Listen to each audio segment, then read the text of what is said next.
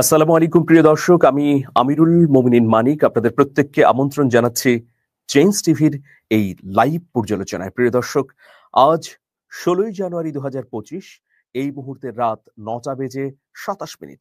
দর্শক, আমাদের আজকের আলোচ্য বিষয় হচ্ছে সরকারের ভেতরে গোপনে গোপনে যা ঘটছে।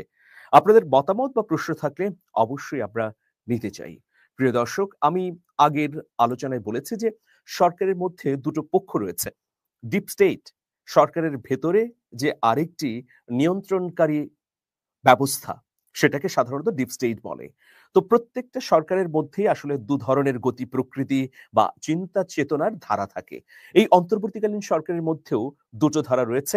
একটি হচ্ছে গণ অভ্যুত্থানের চেতনার পক্ষে, আর অন্যটি ক্যামোফ্ল্যাজ বা আরো যদি সহজ করে বলি, গণ অভ্যুত্থানের চেতনা বিরোধী। এখন এই দুটো পক্ষের মধ্যে বিভিন্ন সময়ে নীতিগত সিদ্ধান্ত নেবার ক্ষেত্রে অন্তর্দ্বন্দ্বের ঘটনা ঘটে। মনস্তাত্ত্বিক দ্বন্দ্ব তো রয়েছেই প্রিয় দর্শক, কিন্তু এই মুহূর্তে নানা ধরনের তথ্যসূত্র ব্যবহার করে যদি আপনাদেরকে বলি, তাহলে গণ অভ্যুত্থানের চেতনার পক্ষের শক্তি এই মুহূর্তে সরকারের ভেতর বেড়েছে। কেন বেড়েছে? এর পেছনে তিনটি কারণ রয়েছে। ছাত্রদের অনড় মানসিকতা, ছাত্ররা যে চিন্তা করছে, যেভাবে ভাবছে, বা এই বাংলাদেশকে গড়ে তোলবার ক্ষেত্রে তাদের যে পরিকল্পনা, সেই পরিকল্পনার দিকে যেন অন্তর্বর্তী সরকার নজর দেয়, সেজন্যে আমরা দেখছি যে অনড় অবস্থান রয়েছে। তারা ইতিমধ্যে বলেছে যে হয় মৃত্যু নয় মাতৃভূমি, মানে দেশপ্রেমের জন্য প্রয়োজনে তারা জীবন দিতেও প্রস্তুত। ইতোমধ্যে বৈষম্য বিরোধী ছাত্র আন্দোলনের ইমেজ বিভিন্ন জায়গায় ক্ষুণ্ণ হবার যে একটা প্রক্রিয়া, সেটাও যেমন আমরা দেখছি। আবার যারা শীর্ষস্থানীয় রয়েছেন, যাদের হাত ধরেই এই আন্দোলন গণ অভ্যুত্থানে পরিণত হয়েছে, তারা কিন্তু নিজেদের অবস্থান থেকে এক চুলো পিচ্যুত হয়নি। এটা একটা বড় বিষয়। সুতরাং ছাত্রদের অনড় মানসিকতার কারণে এই অন্তর্বর্তী সরকারের ডিপ স্টেটে গণ অভ্যুত্থানের চেতনার পক্ষে একটা শক্তিশালী নৈতিক অবস্থান তৈরি হয়েছে। আর দ্বিতীয় কারণ হচ্ছে ৩ উপদেষ্টার শক্ত অবস্থান। আপনারা জানেন এই সরকারের ৩ উপদেষ্টা ছাত্রদের প্রতিনিধি মাহফুজ আলম, আসিফ মাহমুদ এবং নাহিদ ইসলাম। সাম্প্রতিক সময়ে নানা ঘটনার পরিপ্রেক্ষিতে, বিশেষ করে সচিবালয়ে অগ্নিকাণ্ডের ঘটনার পর, তারা আরো আদর্শিক জায়গায় শক্তপোক্তভাবে দৃঢ়তার সঙ্গে অবস্থান নিয়েছেন। তারা বুঝতে পেরেছেন যে আমাদের কোনো অবহেলা বা ভুলের কারণে এই সরকারের গতিপথ পরিবর্তন হয়ে যেতে পারে।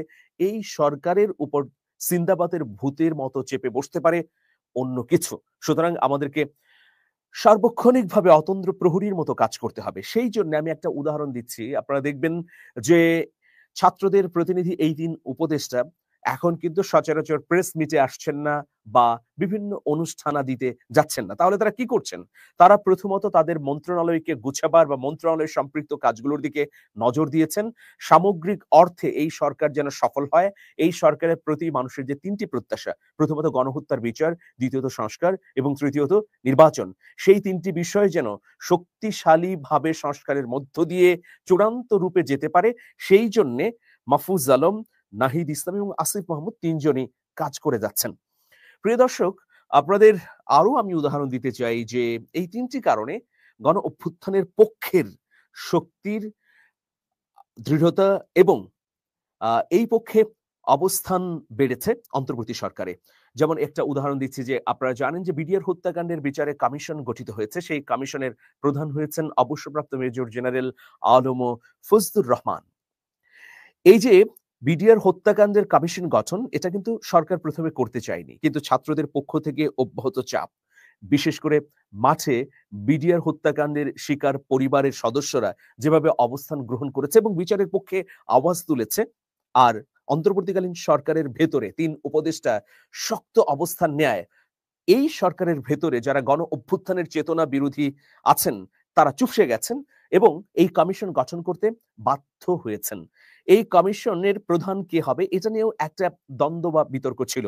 অনেকে চেয়েছিলেন, বিশেষ করে গণ অভ্যুত্থানের চেতনা বিরোধীরা চেয়েছিলেন একটা সাদামাটা কমিশন গঠন করতে। প্রথমে তারা কমিশন গঠনে বাধা দিয়েছেন।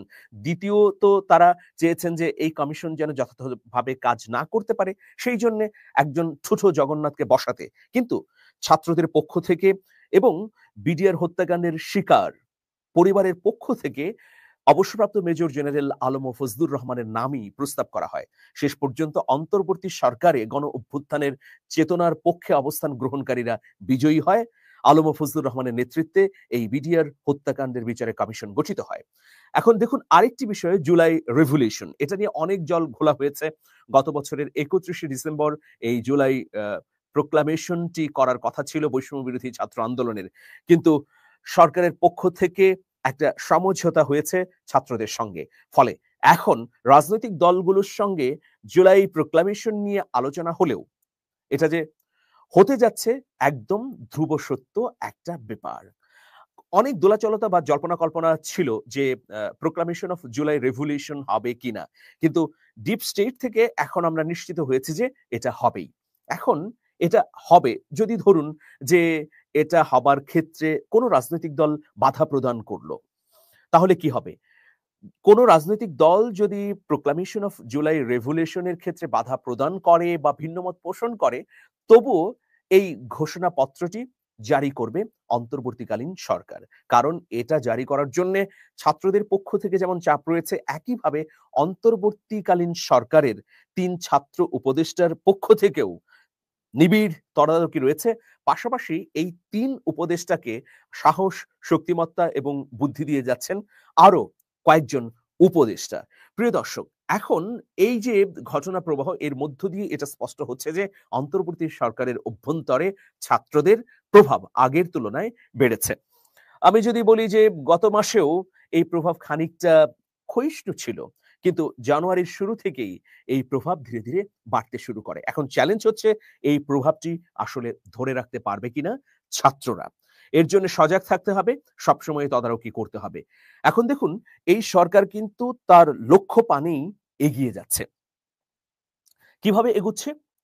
সকল গুরুত্বপূর্ণ বিশ্ববিদ্যালয়গুলোতে ছাত্র সংসদ নির্বাচন করার একটা দাবি ছিল বৈষম্য বিরোধী ছাত্র আন্দোলন এবং সাধারণ ছাত্র ছাত্রীদের পক্ষ থেকে।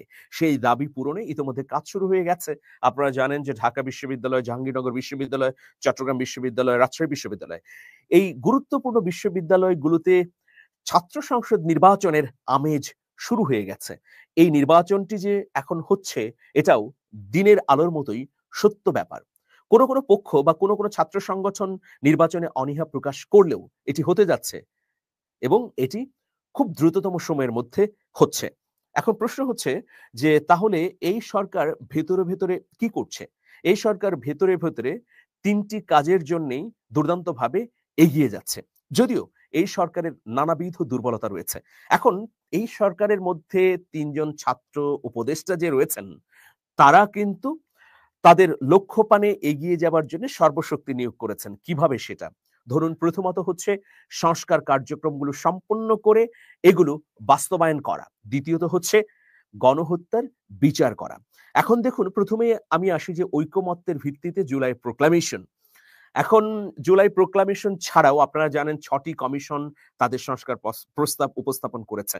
এখন কোন পক্ষ যদি এইসব সংস্কার প্রস্তাব না মেনে নেয়, তাহলে এরকম একটি তথ্য পাওয়া যাচ্ছে, কেউ মানুক বা না মানুক, ছাত্র জনতার অভ্যুত্থানের মধ্য দিয়ে জনতার যে আকাঙ্ক্ষা সেটা পূরণ করতে যা করা দরকার সেই কাজই করবে এই অন্তর্বর্তী সরকার। এখন সংবিধান সংস্কারের জায়গায় আমরা গুরুত্বপূর্ণ কিছু পরিবর্তন দেখছি। যেমন সরকারের মেয়াদ ৫ বছরের জায়গায় ৪ বছর, দুবারের বেশি প্রধানমন্ত্রী হওয়া যাবে না। এই ধারাগুলো কোনো রাজনৈতিক দলের পছন্দ নাও হতে পারে। তবে এই ধারাগুলো যেন বাস্তবায়িত হয়, এই ধারাগুলো যেন সংস্কারে অন্তর্ভুক্ত করে চূড়ান্ত করা যায়, সেই জন্যে বৈষম্য বিরোধী ছাত্র আন্দোলন, গুরুত্বপূর্ণ ২-৩টি রাজনৈতিক দল এবং সরকার একাট্টা রয়েছে। দেখুন সরকার সিদ্ধান্ত নিয়েছে যে ডিসেম্বরের আগেই গণহত্যার গুরুত্বপূর্ণ ২০ থেকে ৩০টি বিচার সম্পন্ন করবে। এজন্যে আপনারা জানেন নির্বাচন কমিশন সংস্কার প্রস্তাবও উত্থাপিত হয়েছে। সেখানে সুস্পষ্টভাবে বলা হচ্ছে যে গুম, খুন, হত্যা এবং গণহত্যায় কারো সম্পৃক্ততা থাকলে তারা যেমন নির্বাচনে অংশগ্রহণ করতে পারবে না, একইভাবে রাজনীতি থেকেও নিষিদ্ধ হবে। রাজনীতি বিশ্লেষকরা বলছেন যে এক্ষেত্রে আওয়ামী লীগের শীর্ষস্থানীয় প্রায় সবাই কিন্তু গণহত্যার বিভিন্ন মামলার সঙ্গে সম্পৃক্ত। সুতরাং নভেম্বরের মধ্যে যদি গুরুত্বপূর্ণ ৩০টি মামলার বিচার সম্পন্ন হয়ে যায়, তাহলে আওয়ামী লীগের শীর্ষস্থানীয় কেউই নির্বাচনে অংশগ্রহণ করতে পারছে না। এরপর আসছে যে নির্বাচন। এই নির্বাচনটি ডিসেম্বরে নির্বাচন কমিশনের মাধ্যমে তফসিল ঘোষণা করা হবে। ফেব্রুয়ারির মাঝামাঝি সময়ে বা শেষ সময়ে এই নির্বাচনটি হতে যাচ্ছে। এরকম চূড়ান্ত সিদ্ধান্ত নিয়েই এগুচ্ছে অন্তর্বর্তীকালীন সরকার। কিন্তু ঝুঁকিও আছে প্রিয় দর্শক। ঝুঁকির কথাও একটু বলে নেই যে বিপদ হলো এক্সট্রা টেরিটরি কনস্পিরেসি। ভারত বা অন্যান্য রাষ্ট্র যেখান থেকে এই সরকারকে স্বাভাবিকতার সঙ্গে মেনে নেওয়া হয়নি, সেই জায়গাগুলো থেকে ষড়যন্ত্র এসে এই সরকারের পরিকল্পনাগুলোকে নষ্ট করে দিতে পারে। এই ধরনের আশঙ্কাও সরকারের ভেতরে ডিপ স্টেটে গণ অভ্যুত্থানের পক্ষের ব্যক্তিবর্গের রয়েছে। কিন্তু সবচেয়ে বড় সফলতা হচ্ছে এই অন্তর্বর্তীকালীন সরকার ভারত এবং পশ্চিমা বিশ্বের পলিসিকে আলাদা করে রাখতে পেরেছে। এটা সম্ভব হয়েছে ডক্টর ইউনূসের নেতৃত্ব দেবার কারণে। আপনারা জানেন ডক্টর মোহাম্মদ ইউনূসকে পশ্চিমা বিশ্ব খুবই সমীহ করে। ফলে পশ্চিমা বিশ্ব নিরঙ্কুশভাবে ইউনূসের প্রতি সমর্থন দিয়ে যাচ্ছে, ইউনূসের প্রতি আশাবাদী যে সংস্কার কাজ সম্পন্ন করে সুস্পষ্টভাবেই বাংলাদেশকে একটি জায়গায় তারা দেখতে পাবে। সুতরাং এখন আর পশ্চিমা বিশ্ব ভারতের চশমা দিয়ে বাংলাদেশকে দেখছে না, অন্তত ডক্টর মোহাম্মদ ইউনূস যতদিন অন্তর্বর্তী সরকারের হাল ধরে আছেন। কিন্তু ওই যে ওটি আমি আবারও বলতে চাই যে বিপদ আছেই, যে কোনো সময় যে কোনো ফাঁদে পড়ে এই সরকার তার লক্ষ্য থেকে চ্যুত হতে পারে। সুতরাং সরকার যদি সতর্ক থাকে তাহলে ভালো, আর যদি সতর্ক না থাকে তাহলে সমস্যা। অনেকে আমার সঙ্গে যুক্ত হয়েছেন, সবার প্রতি নিরন্তর কৃতজ্ঞতা, ভালোবাসা। দু একটি কমেন্ট নিয়ে এই আলোচনাটি শেষ করব। জুলাই ঘোষণাপত্র ঘোষণা ছাড়া নির্বাচনী একটি কাজেও হাত দেওয়া যাবে না। এই ঘোষণাপত্র প্রকাশ না হলে ছাত্ররা ফাঁসির আসামি হয়ে থাকবে এবং এই সরকারও অবৈধ। সুতরাং আগে এটি প্রকাশ, তারপরে অন্য কাজ। নজরুল ইসলাম তিনি বলেছেন। এমডি শরীফ বলেছেন গণ অভ্যুত্থানের পক্ষে শক্তিকে জিততেই হবে ইনশাল্লাহ। শাকিল হোসেন বলেছেন বাটপারদের মতো বাটপারি শুরু করেছে সমন্বয়ক লীগ।